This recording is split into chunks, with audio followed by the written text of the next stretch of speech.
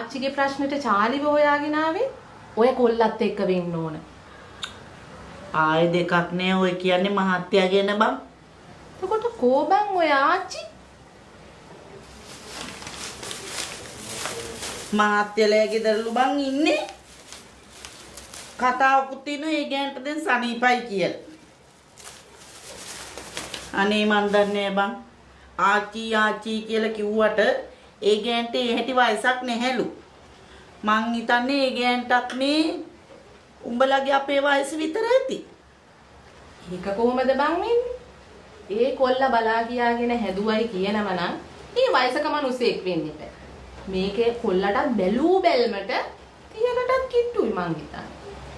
අනේ මන් දන්නේ බං. මට නම් හිතෙන්නේ එතනත් මොකක් හරි පළයි ලව්වක් තියෙනවා. දවසක් මට ලතිකා මිසුත් කිව්වා බං.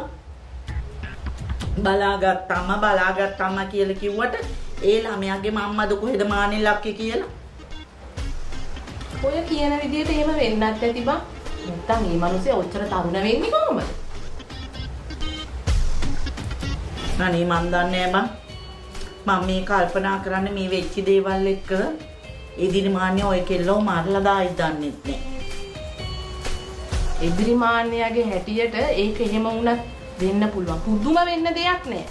ඔය මිනිහාගේ පළවෙනි කසාද ගෑණි වහපොවල නුනේ මැරුනේ. ඔය මිනිස්සු කියන්නේ. හැබැයි මෙතන ගෑනුන්ගේ යන්තරේටයි මන්තරේටයි පිරිමි යටත් බං. පිරිමි පඹයෝ ගානට වැටෙනවා. මෙතන වෙලා තියෙන්නේ ඔය වගේ දෙයක් තමයි. පොඩ්ඩක් හිටහම් මේ කොල්ලගේ මිස්කෝල්. අයියෝ මූ බං ඉස්කෝලේ යන්නේත් හරියට වැඩට යනවා වගේ.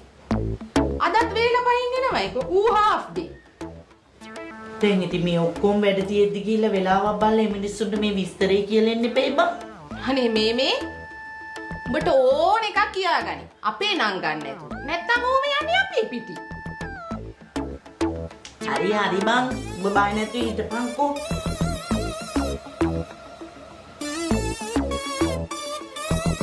Now Rexona Sports Defense 72 hours order.